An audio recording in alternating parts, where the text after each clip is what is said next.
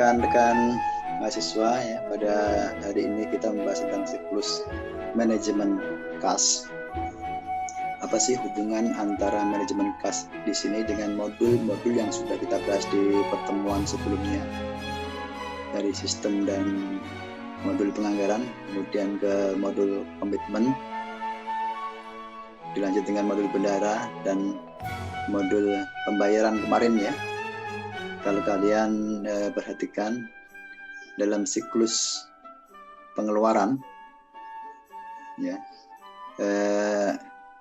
kan itu terbagi menjadi 4 kegiatan kan ya kalau di perusahaan komersial, dari pemesanan barang atau jasa, kemudian penerimaan pesanan tadi, yang ketiga persetujuan terhadap faktur pelanggan, dan keempat adalah cash disbursement.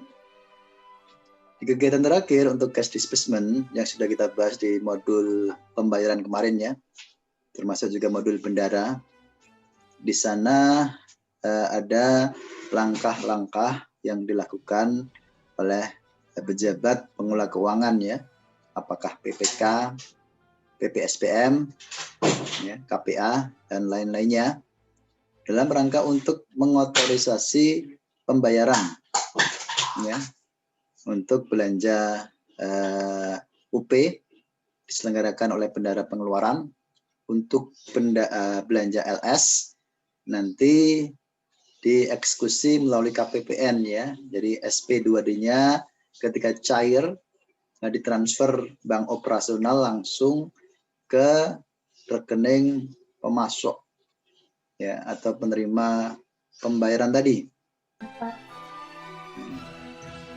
Baik, rekan-rekan sekalian ya, di sini pada pembahasan manajemen kas di sini ini adalah untuk cash management di sektor publik khususnya pemerintahan. Ya, pastinya nanti yang akan kita bahas ya, ada pembahasan tentang apa itu cash management, ya, kemudian bentuk-bentuk dari pengelolaan cash, apakah melalui pembentukan treasury single account ya, TSA, kemudian juga national polling secara virtual, dan berbagai perencanaan kas seperti penarikan dana harian dan penerimaan dana harian yang sekilas sudah kita bahas di pertemuan sebelumnya ya, di pembayaran ya. Oke, ini dasar hukumnya dari Undang-Undang tentang Keuangan Negara, Perbedaan Negara, kemudian juga PP 39 tentang pengelolaan uang negara atau daerah, PMK pelaksanaan SPAN, dan perdirjian yang mengatur tentang modul-modul yang ada di SPAN. Rekan-rekan sekalian ya, apa itu manajemen kas pemerintah ya? Menurut William didefinisikan sebagai sebuah strategi dan proses terkait dengan mengelola arus dan saldo kas jangka pendek pemerintah secara baik, dan dari sisi internal pemerintah sendiri maupun hubungan antara pemerintah dengan sektor lainnya, apakah itu perbankan ya, baik bank komersial yang dimiliki oleh BUMN ataupun dimiliki oleh swasta, kemudian juga para vendor atau pemasok barang dan jasa. Kemudian di PP nomor 39 dijelaskan bahwa kegiatan pengelolaan uang itu mencakup pengelolaan kas dan surat berharga atau securities di sini ya, termasuk kegiatan untuk menanggulangi kekurangan kas dan memanfaatkan kelebihan kas secara optimal. Jadi bagaimana menyeimbangkan antara kebutuhan pengeluaran ya sebenarnya di sini, dan kebutuhan dan potensi pendapatan APBN yang dikumpulkan oleh pemerintah. Jika terjadi kondisi defisit ya, uang kasnya kurang, bagaimana langkah-langkah yang ditempuh oleh pemerintah? Kemudian jika kondisi uangnya surplus berlebih, bagaimana langkah-langkah atau tindakan yang dilakukan oleh pemerintah untuk mengelola uang kas tersebut, termasuk surat berharga yang dimiliki oleh pemerintah.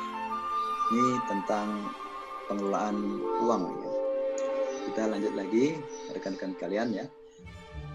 Berdasarkan Undang-Undang Keuangan Negara dan Undang-Undang Perbedaan Negara, tujuan pengelolaan kas diantaranya adalah bagaimana dipastikan uang itu tersedia ya, untuk membayar kewajiban negara kepada para pemasok atau kepada siapapun yang berhak mendapatkan pembayaran, ya, apakah supplier berupa pegawai atau supplier berupa pemasok barang dan jasa atau supplier berupa misalkan transfer ke daerah, ya, dan lain sebagainya.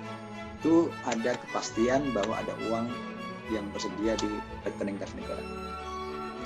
Yang kedua adalah tindakan yang efektif dan efisien baik untuk mengoptimalkan penerimaan, ya, dari surplus kas maupun mengatasi kekurangan uang kas. Ya, jadi jika kondisinya kekurangan kas seperti apa, kalau surplus seperti apa. Untuk poin yang ketiga yaitu bertujuan untuk penyediaan kas bagi semua KL atau satker, ya, dalam rangka untuk membayar kebutuhan mereka untuk belanja, ya, apakah membayar gaji pegawai, misalkan beli ATK untuk bayar listrik, ya, dan lain sebagainya. Poin keempat, pembayaran yang tepat waktu kepada pemasok.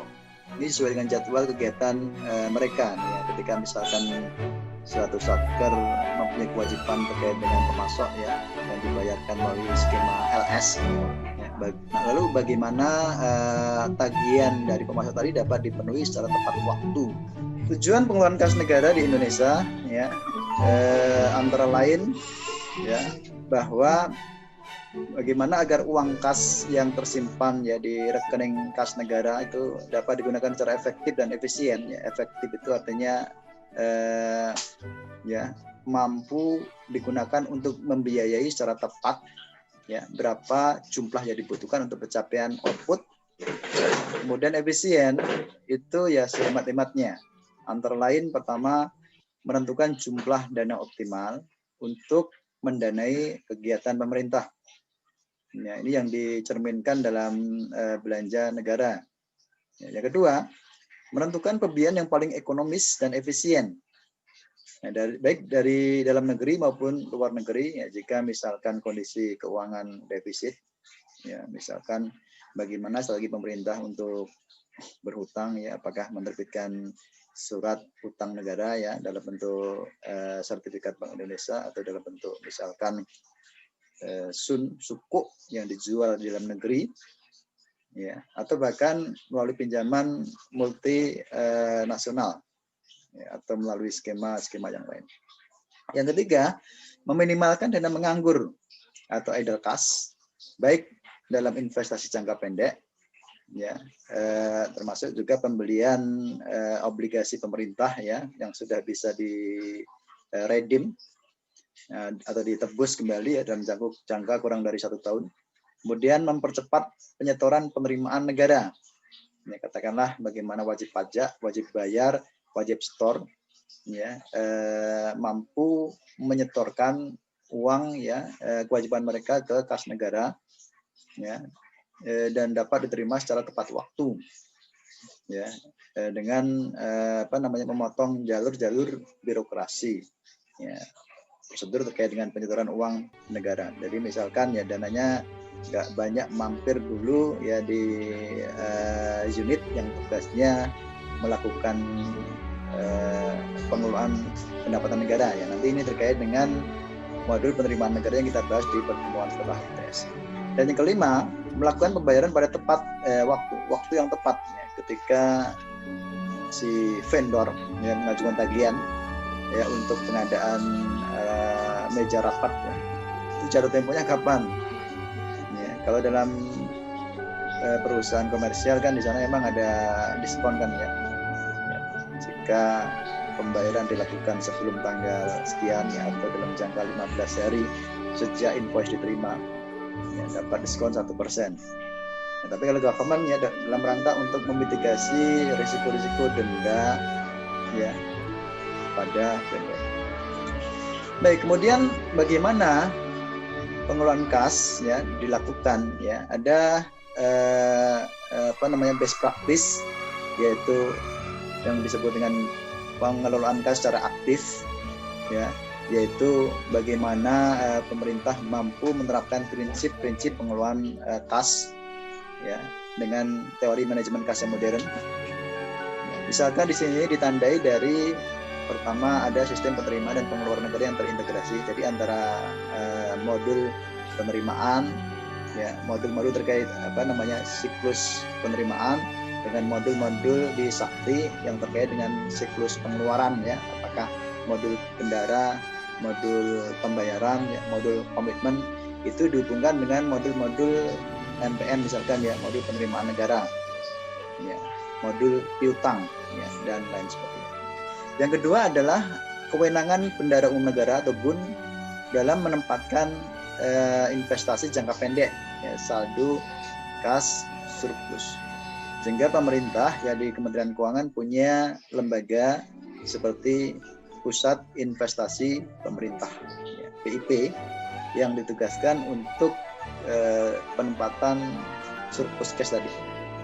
Yang ketiga, perencanaan yang lebih baik dalam mengelola arus kas. Ini lebih secara detail nanti diatur dalam perencanaan kas, ya, bagaimana pemerintah atau BUN dan kuasa BUN, ya, sebagai unit yang mempunyai kewajiban membayar kepada rekanan tuh, ya, mampu mengelola kebutuhan kas yang ada pada setiap satker KL, ya, dihubungkan dengan ketersediaan uang kas, ya, artinya misalkan jika dalam 1 minggu ke depan negara punya tagihan, ya, kepada vendor sebesar 100 miliar itu, bagaimana agar uang tadi tersedia di rekening kas negara. Kemudian yang keempat, dengan koordinasi yang lebih baik dalam pengelolaan uang dan pengelolaan kas, ya, pengelolaan utang dan pengelolaan kas. Nanti digunakan ketika negara, ya, waktunya untuk membayar tagihan-tagihan yang jatuh tempo, ya, pada pihak ketiga. Adapun 3 kunci pengelolaan kas yang aktif dan efisien, ya, yang efisien dan efektif itu ditandai 3 hal. Pertama, terkait dengan penyimpanan atau deposit, ya, bagaimana uang disimpan, ya, secara terpusat, ya, di bendara negara. Yang kedua, memprediksi secara akurat arus kas masuk, arus kas keluar bendara negara.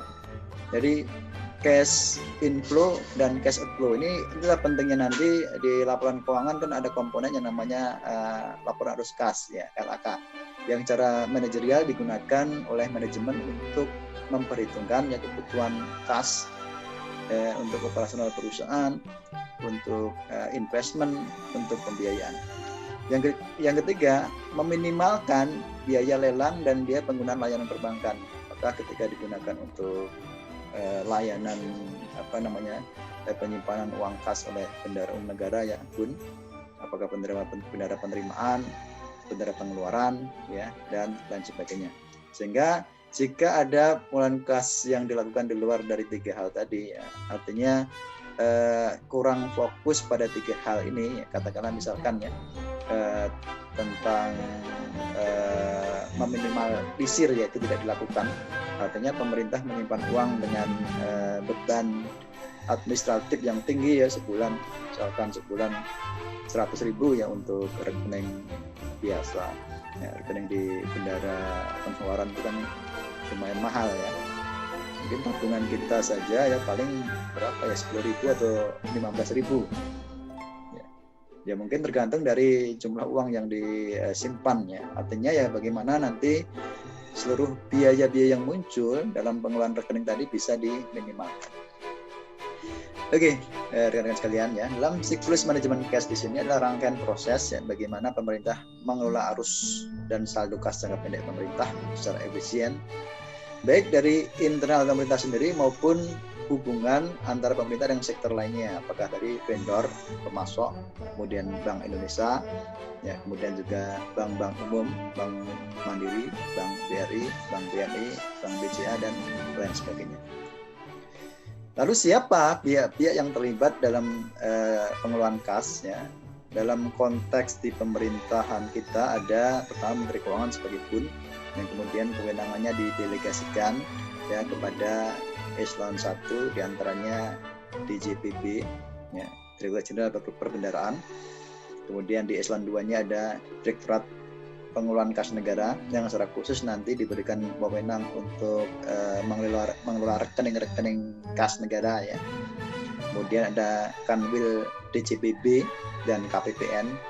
Nah, ini sebagai kuasa bun di daerah ya. Adapun Direktorat PKN tadi sebagai kuasa bun di pusat di Jakarta. Kemudian yang kelima ada DJPPR, ini terkait nanti pengelolaan utang pemerintah ya.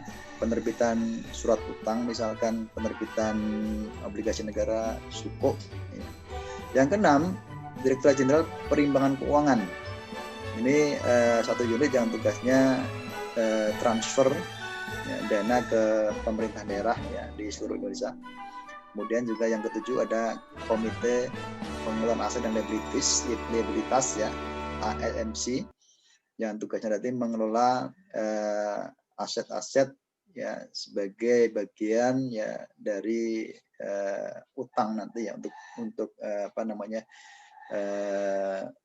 penjaminan utang. Yang kedelapan ada Jaringan Informasi Perencanaan Kas atau JPN. Ya, anggotanya terdiri dari beberapa unit di Kementerian Keuangan ya, yang tugasnya memperkirakan ya berapa kebutuhan uang kas, dan kementerian-kementerian lainnya di pemerintah pusat yang punya kebutuhan untuk bayar ini bayar itu dan lain-lain. Yang pertama itu DJPB ya, satu unit yang ditugaskan secara khusus oleh Kementerian Keuangan ya. Menteri Keuangan mendelegasikan kewenangannya sebagai BUN ya untuk melaksanakan tugas-tugas di bidang perbendaraan ya, dalam rangka efisiensi, efektivitas dan pengendalian arus kas negara. Apa saja? Pertama, penetapan sistem pemungutan dan pembayaran kas pemerintah, sehingga nanti ada modul penerimaan negara ya yang kita bahas di pertemuan setelah ujian. Yang kedua, penunjukan bank-bank operasional atau lembaga keuangan untuk pencairan anggaran negara. Ya, dalam konteks mekanisme pembayaran kemarin ya, masih ingat kan ya, ada beberapa skema. Terus ya, ada mekanisme UP yang itu dikelola oleh bendara pengeluaran untuk membayar pengeluaran sifatnya recehan ya, kecil ya, atau untuk operasional perkantoran sehari-hari. Kemudian ada mekanisme LS, ini mekanisme langsung ya, baik kepada pemasok atau LS melalui bendara untuk membayar honor-honor para pegawai. Ya. Jika nanti misalkan ya ada kebutuhan untuk membayar kepada pemasok atau vendor, ya misalkan untuk konstruksi jalan atau jembatan ya, ada pihak ketiga sebagai pemborong, nanti mekanisme pembayarannya nanti untuk pencairan anggaran ya nggak lewat bendara pengeluaran, tapi lewat bank yang sudah ditunjuk oleh kuasa BUN ya untuk mencairkan SP2D yang diterbitkan KPPN. Kemudian yang ketiga, peningkatan dan pengelolaan dana negara yang diperlukan untuk melaksanakan anggaran dan penyetoran atau penyimpanan cash. Yang keempat, mengelola penempatan kas yang menganggur, dana idle, ya apakah untuk investasi yang sifatnya jangka pendek, atau misalkan juga bagaimana uang kas tadi ditempatkan di rekening-rekening tertentu dengan imbalan yang besar ya. Ya. Yang kelima, mengelola investasi pemerintah. Ini nanti secara khusus ya, ada satu unit di Perben juga ada ya, ada SMI ya, tugasnya untuk mengelola investasi pemerintah. Yang keenam, melakukan pembayaran berdasarkan permintaan dari Satker pengguna anggaran, sehingga untuk nomor 6 tadi ya, itu sangat erat kaitannya dengan modul-modul di Sakti yang sudah kita bahas ya, di modul komitmen, ya, kemudian modul bendara, modul pembayaran. Kemudian ada ALMC, ini adalah Komite Pengelolaan Aset dan Liabilitas, Aset dan Liability Management Committee yang didirikan tahun 2013, sesuai dengan masukan dari Bank Dunia sama IMF ya, terkait dengan bagaimana pemerintah ya mampu meningkatkan aset manajemen ya, dan liabilitas dengan pola koordinasi yang cukup bagus antara pengelolaan utang, pengelolaan kas, kemudian juga pengelolaan resiko terkait dengan likuiditas dan pasar, kewajiban kontingensi dan pengelolaan investasi publik. dengan anggota dari Menteri Keuangan sebagai ketua, kemudian ada Wakil Menteri Keuangan sebagai ketua, kemudian dari unit eselon 1 ya, ada Dirjen PPR, kemudian Sekjen, Kepala BKF, Staf Ahli Menteri Keuangan, Dirjen Perbendaharaan, Dirjen Anggaran, Dirjen Pajak, Dirjen Bea Cukai, Dirjen Perimbangan Keuangan, Dirjen Kekayaan Negara. Ada beberapa unit eselon 1 yang tidak terlibat seperti Kepala BPK, Inspektorat Jenderal. Baik, yang ketiga tadi ada CPIN, yaitu Cash Planning Information Network. Ini adalah komite yang beranggotakan beberapa unit eselon 1 di Kementerian Keuangan yang tugasnya untuk memperkirakan perkiraan kas setiap bulannya.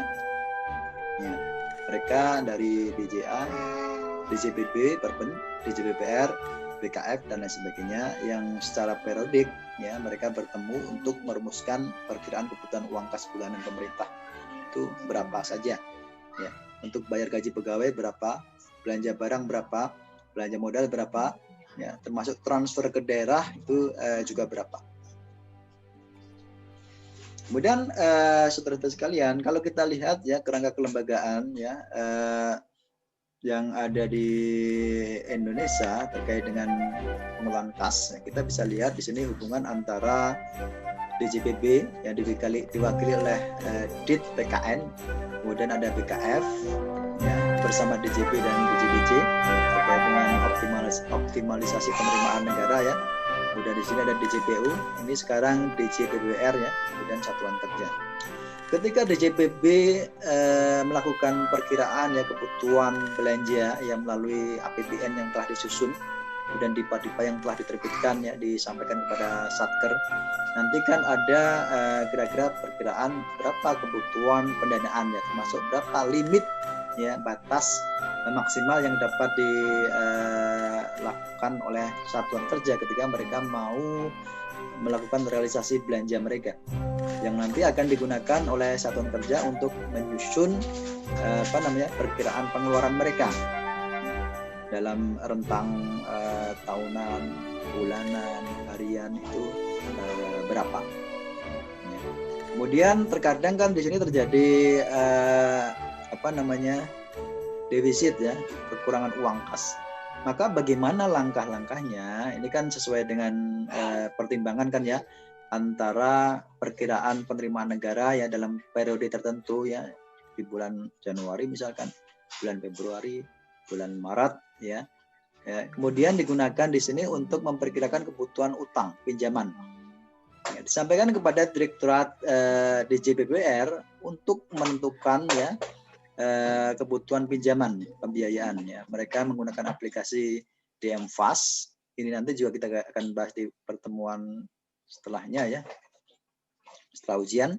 Kemudian memperoleh informasi pinjaman ya, menetapkan perkiraan utang dan hibah, dan perkiraan ini akan disampaikan ke sini ya, cara perkiraan utang dan hibah untuk mengupdate data di sini, data pengelolaan uang kas di Indonesia.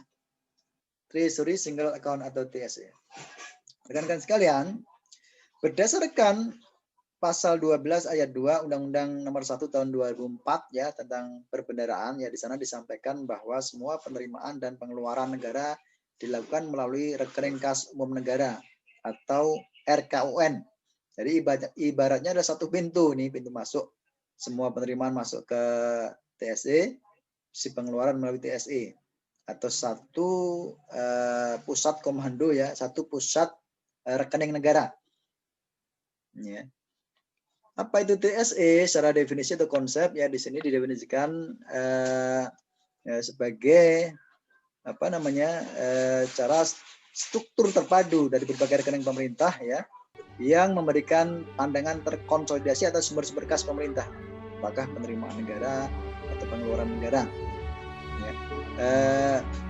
Karena kalau didasarkan pada catatan historis ya pengelolaan rekening pemerintah ya terutama sebelum reformasi pengelolaan keuangan publik, di mana setiap satker mempunyai kewenangan untuk membuka rekening masing-masing sehingga tidak ada kontrol ya dari pemerintah pusat atau Kementerian Keuangan yang untuk mengidentifikasi berapa jumlah uang kas yang ada saat ini ya di masing-masing rekening tersebut. Ya. Apa latar belakang TSA? Yaitu kondisi terpisah-pisahnya sistem pengelolaan penerimaan dan pembayaran yang ada ya di zaman dulu ya, yang berpotensi menimbulkan kelemahan, apakah dari sisi adanya dana menganggur ya, idle cash tanpa remunerasi. Yang kedua, menyebabkan borrowing cost yang tidak perlu. Kenapa ini bisa terjadi? Ya, dana menganggur itu terjadi karena setiap satker pada waktu dulu itu punya kewenangan untuk membuka rekening sendiri-sendiri tanpa memberitahukan atau persetujuan dari BUN atau Kementerian Keuangan. Sehingga satker A di KL tertentu misalkan ya, dia bebas buka rekening A, B, C, D untuk menampung pendapatan dari apakah misalkan untuk memberikan izin pengelolaan tambang ya misalkan, atau misalkan untuk menampung pendapatan di satker kantor urusan agama ya KUA di setiap kecamatan kan mereka menerima biaya pelaksanaan akad nikah kan ya dan lain sebagainya. Itu kalau masing-masing dikelola oleh satker dan tidak terkoordinasi dengan BUN, maka jika ada uang yang menganggur, pemerintah pusat atau Kementerian Keuangan nggak tahu tuh, oh di sana ada uang menganggur, padahal di satker yang lain tuh butuh dana untuk belanja ATK misalkan. Karena dananya kekurangan dana ya, karena tidak ada informasi yang cukup, maka nanti kan pemerintah pinjam uang juga untuk membiayai belanja ATK tadi. Akibatnya menimbulkan borrowing cost yang sebenarnya tidak perlu. Karena apa? Tinggal geser-geser ini kan semua dana pemerintah ya. Sehingga nanti kalau dalam Undang-Undang Perbendaharaan Negara itu kan diamanatkan ya bahwa penerimaan negara itu ya harus diadministrasikan ya dalam satu pintu. Yang ketiga, adanya floats yang menguntungkan bank komersial namun membebani pemerintah. Ini tadi yang saya sampaikan di depan ya, ketika satker itu buka rekening masing-masing di bank perbankan, kan banyak itu uang yang istilahnya itu gratis dipakai oleh perbankan untuk ya mereka gunakan untuk meminjam ya antara perbankan dengan debitur. Apakah untuk memperluas modal pengusaha ya, kemudian perbankan dapat imbalan berupa bunga. Sementara pemerintah kan nggak mendapatkan remunerasi, justru mendapatkan beban nih kalau misalkan uangnya nggak cukup harus melakukan peminjaman. Baik, lalu bagaimana tahapan penerapan TSE di Indonesia? Ya, pada dasarnya dibagi menjadi beberapa fase. Ya. Pertama adalah konsolidasi saldo kas pemerintah ke dalam Treasury Single Account. Ya, ini bagaimana uang kas atau saldo, ya, yang biasanya di pertanggungjawaban APBN itu kan ada saldo akhir, sisa SAL kan ya. Saldo anggaran lebih, di mana pendapatan lebih besar daripada pengeluaran yang akan dibawa di periode berikutnya. Yang kedua adalah penerapan TSE untuk rekening pengeluaran. Semua rekening-rekening pengeluaran ya yang dikelola oleh bendahara pengeluaran ini masuk dalam lingkup Treasury Single Account. Semua informasi itu dikoordinasi, ditata usahakan, diketahui oleh BUN. Nggak ada satupun rekening yang dikelola oleh bendahara pengeluaran itu tanpa sepengetahuan, tanpa izin, tanpa pemberitahuan BUN. Yang ketiga, untuk rekening penerimaan. Nah, ini apakah untuk satker yang mengelola dana PNBP ya, seperti yang saya sering sebutkan ya, Direktorat ISDM yang mengelola migas ya. Karena mereka juga menata usahakan pendapatan negara bukan pajak ya, PNBP, dari operator-operator blok-blok migas yang ada di apakah Cepu misalkan ya, dan di kota-kota besar yang lainnya. Apakah juga misalkan satker yang lain ya, seperti di Kementerian Agama juga menata usahakan pendapatan ya, apakah dari operasional dana haji ya, dana nikah ya, dan lain sebagainya. Kemudian juga di Kementerian Luar Negeri juga mengoperasionalkan pendapatan dari pengurusan paspor, ya, visa, ya, dan lain sebagainya. Oke, rekan-rekan sekalian ya. Kalau kita lihat ya bagaimana keterkaitan pengeluaran kas dengan TSE, ya kita bisa lihat di sini ya bagaimana di sana pemerintah berusaha untuk menyeimbangkan antara penerimaan negara dengan pengeluaran negara. Ya, di penerimaan negara, penerimaan kas negara ada pajak, non pajak, IPA dan pendapatan lainnya. Itu kan nanti semua dananya masuk ke rekening RKUN ya di Bank Indonesia dalam TSA. Termasuk di pengeluaran kas negara juga sama ya. Apakah pengeluaran anggaran secara rutin ya yang diwujudkan dalam belanja pegawai, barang, modal, kemudian pengeluaran lainnya ya untuk pembiayaan misalkan ya pembayaran cicilan bunga misalkan, pembayaran pokok utang misalkan ya, atau pengeluaran yang lain. Kemudian antara penerimaan dan pengeluaran tadi akan kita dapatkan posisi kas, saldo kas, kira-kira uang kas yang tersedia itu berapa sih ya? Apakah defisit ya, kurang atau justru surplus? Kalau defisit nanti pemerintah akan mengusahakan dari pembiayaan yang melalui pinjaman-pinjaman dengan menerbitkan surat utang negara suku, pinjaman proyek misalkan. Kemudian surplus dengan menempatkan dana atau investasi, apakah investasi jangka pendek ya, atau misalkan untuk membayar obligasi yang jatuh tempo atau untuk investasi yang lain. Nah, pemerintah ya punya satu unit yang secara khusus menangani tentang investasi di sini, yaitu Pusat Investasi Pemerintah ya. Pusat Investasi Pemerintah ini ada di Kementerian Keuangan sebagai PUN yang memang diberikan kuasa untuk menata usahakan investasi. Baik, secara rincian ya di rekening dalam rekening TSE untuk penerimaan dan pengeluaran ya sebagai berikut ya. Sini ada rekening penempatan ya di Bank Indonesia RKUN, satu-satunya rekening milik BUN ya sebagai rekening sentral yang kemudian didukung oleh sub rekening yang lain. Di RKUN ada rekening penerimaan, ada rekening lainnya, misalkan untuk saldo anggaran lebih. Di rekening sub penerimaan RKUN ini juga masih ada di Bank Indonesia. Adapun rekening-rekening lainnya sebagai untuk mengumpulkan penerimaan negara ya, apakah untuk pengumpul pajak ya, PNBP ya dan lain sebagainya, itu ada di bank atau pos persepsi seperti Bank Mandiri misalkan, bank pemerintah ya, Bank BRI, Bank BCA, BII dan lain sebagainya. Kemudian juga ada rekening pengeluaran ya, ini yang jalur di sini berada di bank komersial atau kantor pos ya. Kemudian ada bank operasional, ini digunakan nanti untuk pembayaran gaji kepada para pegawai, tagihan utang ya dari pemasok ya dan lain-lain. Baik, kemudian deskripsi aliran dana ya dan rekening TSE ya, kalian bisa melihat di posisi paling atas ini ya, masuk ke wilayah Bank Indonesia, kemudian bank umum di masyarakat ya atau satuan kerja ya.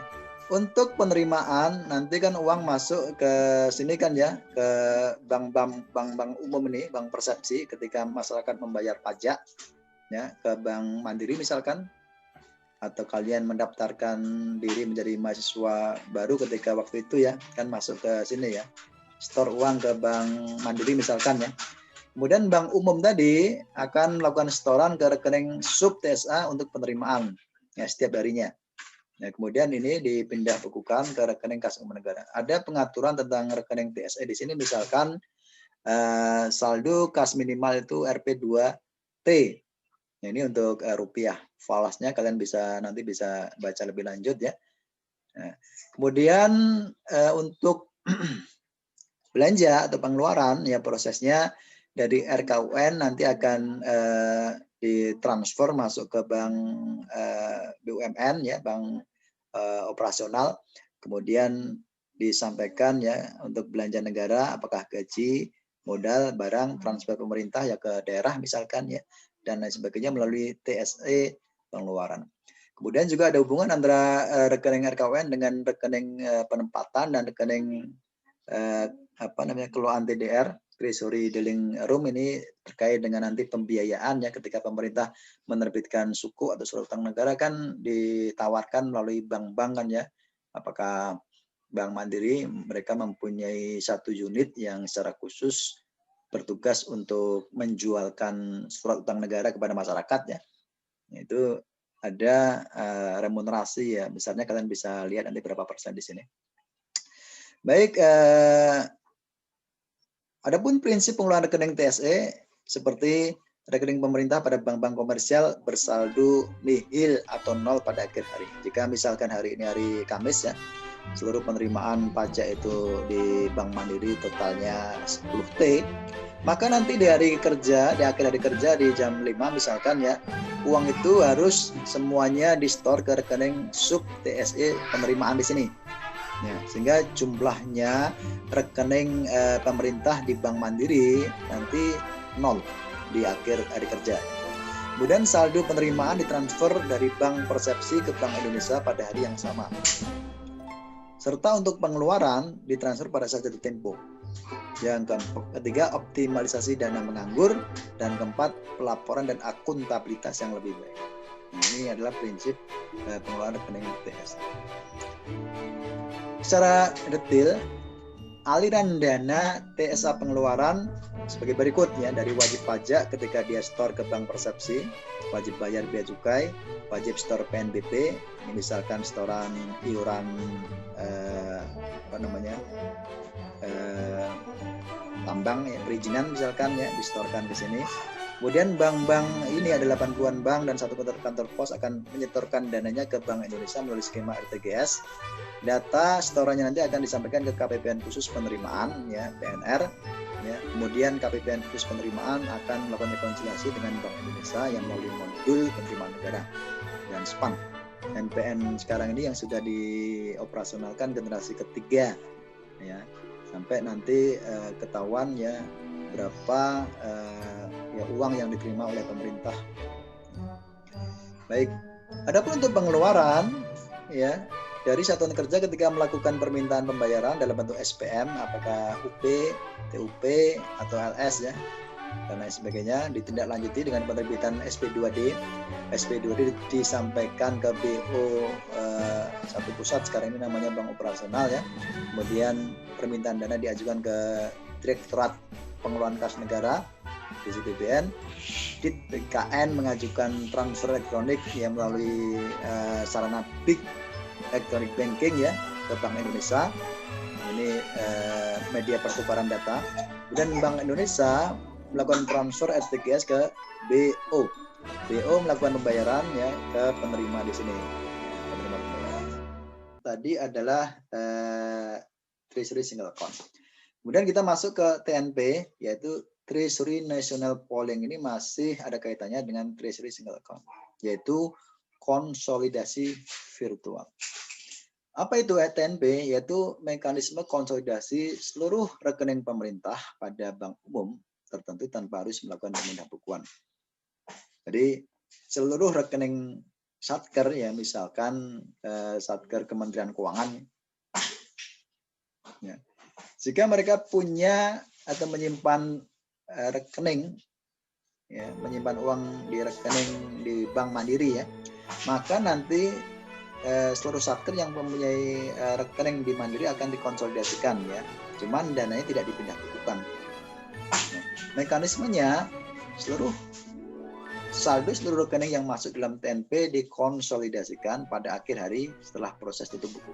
Jadi nilainya ya, saldonya berapa?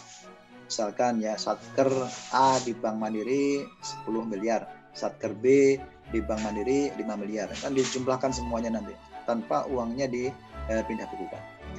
Kemudian diberikan jasa giro harian oleh bank sesuai dengan kesepakatan yang tertuang dalam kontraknya. Manfaatnya apa? Mendapatkan remunerasi yang menguntungkan, kemudian rekening bendera pengeluaran dan penerimaan, serta rekening lainnya teradministrasi dengan baik dalam aplikasi TNP. Kemudian bank tidak mengenakan biaya administrasi untuk TNP, dan para bendera tidak perlu mendebit dan menyetorkan ke kas negara jasa giro tadi ya pada rekening pengeluaran yang dikelolanya. Ini konsepnya. Ada Satker punya rekening di Bank X, nah, Satker bendera A, kemudian bendera B juga sama di Bank X, bendera C di Bank X, ya, cabang O di Bank X. Yang beda apa? Di sini cabangnya, banknya sama. Konsolidasi saldo, kemudian diberikan jasa giro. Ini mekanismenya ya, konsepnya. Ini alurnya secara aplikasi ya. Nah, kita lewat. Rekan-rekan sekalian, berikutnya adalah modul kas. Nah, ini adalah bagian dari span ya, yang digunakan oleh kuasa BUN untuk fungsi-fungsi pengelolaan kas pemerintah, meliputi fungsi pengaturan rekening nanti milik BUN, kemudian perencanaan kas, pemindah bukuan dana, rekonsiliasi bank, dan pelaporan manajerial. Ya. Lalu Satker nanti menggunakan modul apa? Ya. Satker ya sebagaimana di modul-modul yang ada ya di Sakti ya, sama menggunakan aplikasi yang ada di Sakti ya, apakah modul pembayaran nantinya ya, tapi nanti terkait dengan SPAN ya. BUN atau kuasa BUN, mereka nanti akan menggunakan modul kas ini untuk fungsi-fungsi terkait dengan manajemen kas. Baik, kita lihat ya. Pertama, tugasnya terkait dengan menata usahakan rekening BUN, yaitu diawali dengan penatausahaan data rekening, pemutakhiran data rekening, penentuan hubungan antar rekening, dan penutupan rekening. Ya, misalkan di sini adalah ada rekening BUN yang ditatausahakan oleh kuasa BUN pusat. Siapa kuasa BUN pusat? Itu adalah Direktorat PKN. Seperti contohnya rekening pengeluaran kuasa BUN ya untuk SPAN atau gaji. Kemudian bawahnya ada rekening BUN yang ditatausahakan oleh KPPN. KPPN itu adalah kuasa BUN di tingkat daerah. Ada rekening transitu hibah, BLU, rekening pengeluaran Bank Indonesia ya, dan lain sebagainya. Nah, ini kalian nanti bisa baca sendiri ya apa definisi dari rekening milik BUN, rekening BUN, dan sebagainya. Baik, kita lanjut lagi ya. Penatausahaan rekening milik BUN itu mulai dari apa saja ya, perekaman data rekening. Berarti nanti operator di DIT PKN akan melakukan langkah-langkah ya, bagaimana tata cara tentang pembukaan dan pengelolaan rekening milik BUN. Ya. Kemudian apa saja datanya ya, apakah nama rekeningnya, nomor rekeningnya berapa, nama banknya, alamat cabang bank, mata uangnya, sampai fungsi rekening itu untuk apa? Apakah untuk menampung penerimaan pajak, ya, penerimaan PNBP, penerimaan dari hibah, utang, dan lain sebagainya. Kemudian yang ketiga, DIT PKN melakukan penatausahaan rekening milik BUN melalui aplikasi SPAN, sebagaimana tadi yang kita bahas di modul kas tadi ya. Ada perekaman data rekening di sini dilakukan setting rekening atas semua rekening, meliputi kepemilikan rekening yang pertama. Ya, siapa yang punya, ya Kementerian Keuangan sebagai pemilik rekening. Kemudian input penggunaan rekening, ini fungsinya untuk apa? Ya, penerimaan apa misalkan ya. Input informasi rekening, yaitu nama rekening pada SPAN, nama rekening pada sistem bank, nomor rekeningnya, mata uang ya, dan lain sebagainya. Kemudian input pengendali rekening, ini berkaitan dengan segmen bagian akun standar atau BAS. Yang kita lihat di sisi sebelah kanan ini ada segmen 1 sampai ke 12 ya. Apakah terkait dengan satuan kerja, segmen KPPN, segmen akun ya, sampai segmen cadangan. Ini nanti digunakan untuk controlling rekening. Kemudian dalam penetapan segmen bank, DIT PKN menetapkan tipe rekening ya. Ini ada contoh 32 tipe rekening ya. Misalkan di sini ada rekening apa nih? Pengeluaran SUN ya. Unit yang melakukan setup rekening UN ya. Kemudian kas umum negara, kemudian unit pengelola rekening juga sama. Yang lain misalkan sub RKUN penerimaan Bank Indonesia. Unit yang melakukan setup rekening adalah RKN, ya, rekening kas negara. Kemudian unit pengakses adalah KPPN. Baik, nanti yang lain kalian baca sendiri ya. Kita lanjut ke sini. Setup rekening dilakukan oleh DIT PKN dengan koordinasi dengan Direktorat Akuntansi dan Pelaporan Keuangan atau APK. Di sini ada dua jenis setup ya, rekening, yaitu atas rekening yang dibuka atau ditetapkan dan ditatausahakan oleh KPPN ya, dan oleh DIT PKN. Berikutnya ada pemutakhiran data rekening. Nah, ini juga misalkan ada perubahan-perubahan data-data terkait dengan rekening milik BUN ya. Apakah misalkan fungsinya, kemudian valuta mata uangnya ya, mata uang apa ya, itu bisa dilakukan perubahan di sini atau perbaikan. Kecuali nanti kalau perubahan terkait dengan segmen akun dan segmen bank. Berikutnya ada penentuan hubungan antar rekening, di mana di sini akan dilakukan penentuan hubungan antar rekening milik Bun yang telah di set up dalam SPAN, ya, dengan menentukan rekening asal dan rekening tujuannya. Ya.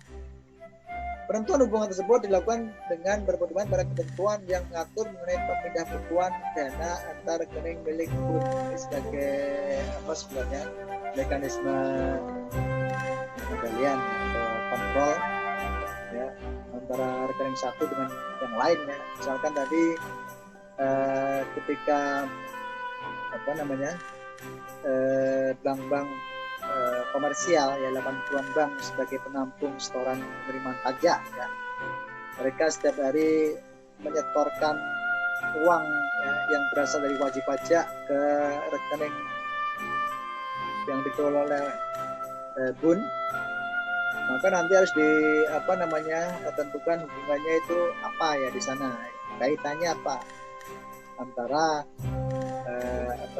rekening penampungan yang ada di bank komersial, ya, untuk menampung pendapatan pajak, ya, dengan rekening treasury single account yang ada di bank.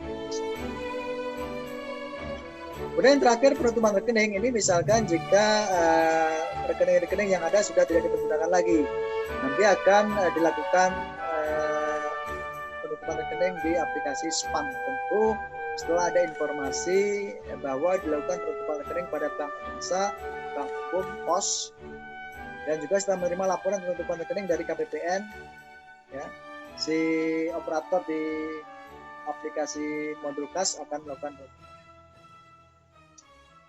juga dalam rangka pemutakhiran atau perbaikan data rekening milik Bun terkait perubahan segmen akun dan garing atau segmen bank dengan menutup atau menonaktifkan rekening yang segmen akunnya atau segmen banknya akan diubah, ya, dan melakukan setup ulang atas rekening bersangkutan dengan segmen akun dan atau segmen bank yang telah diperbaiki.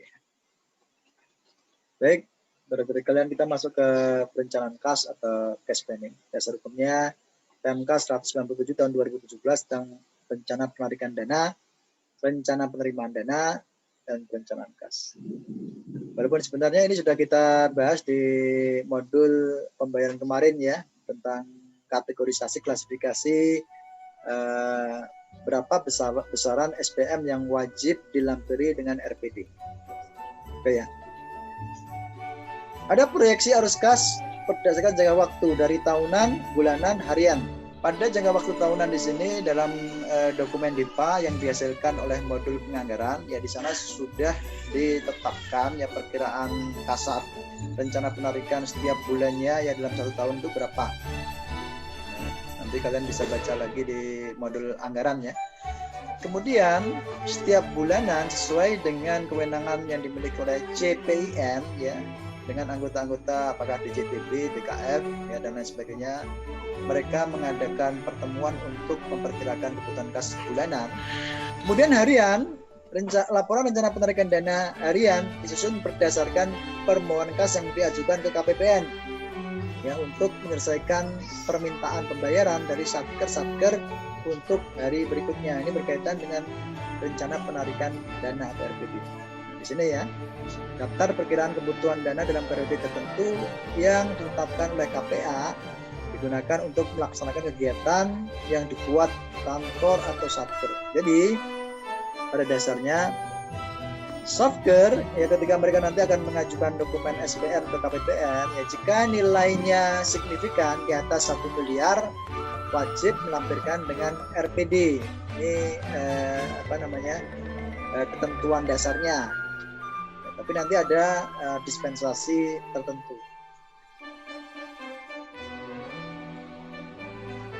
Baik, rekan-rekan sekalian, ya, ini sudah kita bahas kemarin, ya, tentang RPD, ya. Di PMK 197 tahun 2017 di sini menyederhanakan klasifikasi transaksi besar. Kalau di PMK sebelumnya itu di atas 200 juta sudah diklasifikasikan, ya, jadi A2. Ada berapa klasifikasi di sini? 1, 2, 3, 4, 5, 6, 7, 8, 9. Menjadi 3 klasifikasi.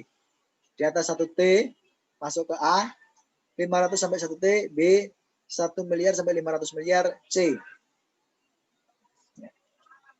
Kemudian perubahan kebijakan yang kedua, kalau di PMK yang lama itu yang wajib menyampaikan adalah KPA, tapi di PMK baru langsung dari PPK ya, ini dipotong jalurnya. Dari PPK langsung ke KPPN ya, untuk menyerahkan data RPD. Perubahan yang ketiga adalah ada kemudahan bagi Satker untuk proses pembayaran apabila RPD harian tidak dilampirkan.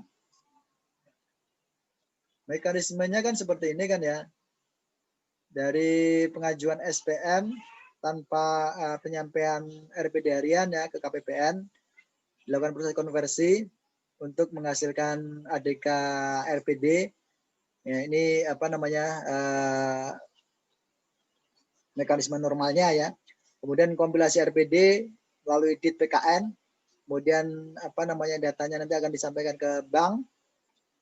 Di KPPN di sini melakukan validasi SPM dan seterusnya, kemudian diterima terbit SP2D yang dicairkan ya sesuai dengan mekanisme besaran uang tadi, apakah ya RPD wajib disampaikan 5 hari, 10 hari, 15 hari. Tapi kalau tidak dilampiri RPD ditolak ya kepada Satker.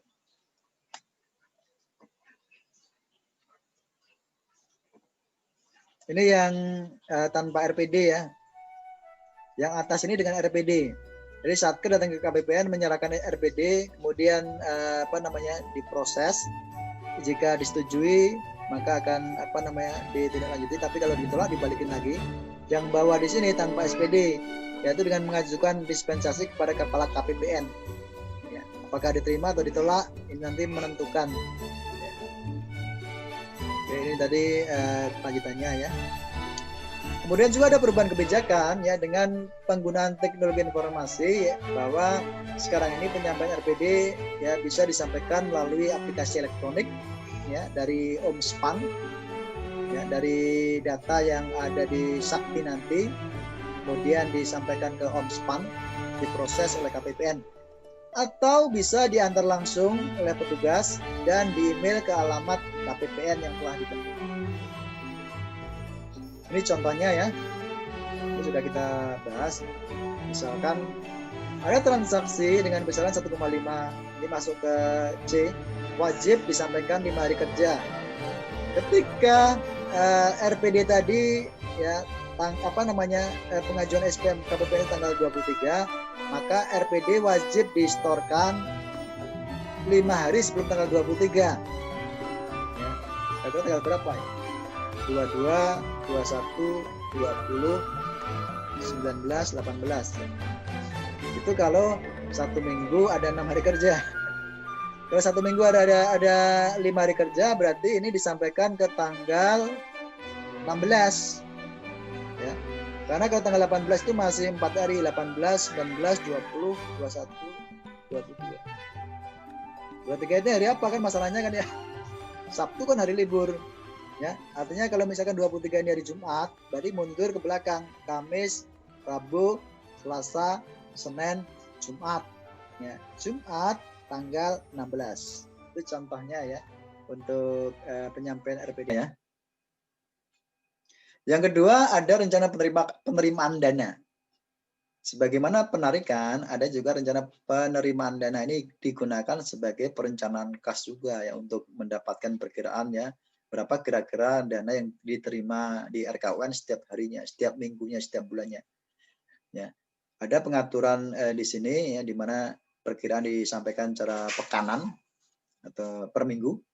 Minggu pertama 1 sampai 7, minggu kedua 8 sampai 15, ketiga 16 sampai 23, kemudian terakhir 24 sampai akhir bulan. Ya. Kemudian KPA menyampaikan perkiraan pendapatan mingguan tingkat Satker kepada kepala KPPN. Ya, disampaikan paling lambat 3 hari kerja sebelum bulan perkiraan. Ya, kalau misalkan di sini tanggal 1 berarti 3 hari kerja sebelum tanggal 1, berarti tanggal 30, 29, 28. Kalau Satker punya perkiraan penerimaan di pekan yang pertama. Tapi kalau punya perkiraan di pekan kedua, ya maksudnya di pekan 1 nggak ada perkiraan, berarti kan nggak dilaporkan di akhir bulan ya, tapi punya perkiraan di pekan yang kedua tanggal 8 misalkan ya, maka nanti akan ditarik mundur dari tanggal 8 3 hari sebelumnya ya, tanggal 7, 6, 5. Baik, ini contoh ya, Satker Kementerian Agama dia punya rencana perkiraan ya untuk penerimaan nikah rujuk 159 juta dengan perkiraan bulan pekan 1, 2, 3. Ya, maka di sini 3 hari kerja ke belakang ya sebelum tanggal 1, ini tanggal 25 Maret ya. Yang mungkin memperkirakan hari libur ya. Disampaikan kepada KPPN. Baik, ini tadi yang saya sampaikan bahwa Satker melakukan perekaman melalui aplikasi Sakti di modul pembayaran dan kemudian di-upload datanya ke OPSPAN. Apa itu rekonsiliasi bank? Saya yakin kalian sudah mendapatkan materi di pengantar akuntansi ya di sana ya, mencocokkan ya, data ya, antara setoran yang masuk ke rekening bank dengan data yang dicatat di sistem perusahaan atau pemerintah. Dalam hal ini ya, yaitu data SPAN dengan uang yang masuk ke bank. Sebagaimana tadi di slide sebelumnya kan disampaikan ya bahwa secara periodik Bank Indonesia yang mendapatkan setoran dana dari Bank Persepsi. Kemudian Bank Persepsi juga menyampaikan data kepada KPPN khusus penerimaan. Bagaimana langkah-langkah rekonsiliasinya lebihnya nanti kalian baca sendiri ya. Mungkin hal yang penting di sini adalah ada terkait dengan status atas rekonsiliasi di rekening BUN ya. Ada yang statusnya belum direkonsiliasi, kemudian reconcilate sudah direkonsiliasi, dan unreconciled. Transaksi yang belum direkonsiliasikan dan report SPAN merupakan data transaksi SPAN yang belum direkonsiliasikan. Ya, datanya belum tersajikan di rekening koran yang dikirimkan oleh bank. Kemudian transaksi reconcile atau report SPAN adalah transaksi data transaksi rekening koran yang sama ya, nomor transaksi dan nilai transaksinya dengan data di SPAN sama ya. Misalkan penerimaan pajak ya dari wajib pajak nomor sekian, namanya siapa, jumlahnya misalkan 500 miliar ya, datanya sudah sama. Transaksi unreconciled adalah data transaksi rekening koran yang tidak sama dengan data SPAN. Kemudian terakhir hubungan antar modul kas SPAN dengan modul yang lainnya seperti apa? Ya, di sini ada modul utang, piutang, komitmen anggaran, kemudian ada modul pengelolaan kas ya, proses-proses rekonsiliasi, perkiraan kas, transfer bank, posisi kas antar sistem yang lain ya. Di modul utang dengan posisi kas ini nanti digunakan ya untuk mencatat ya kira-kira berapa kebutuhan utang ya, atau kebutuhan pembiayaan ya jika posisi kasnya misalkan defisit.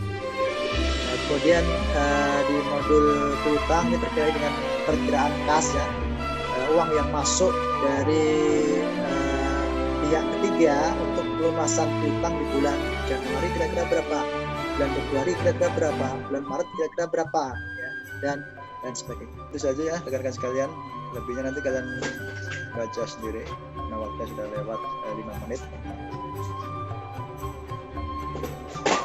Saya ucapkan terima kasih atas kehadiran kalian di sore hari ini. Selamat sore.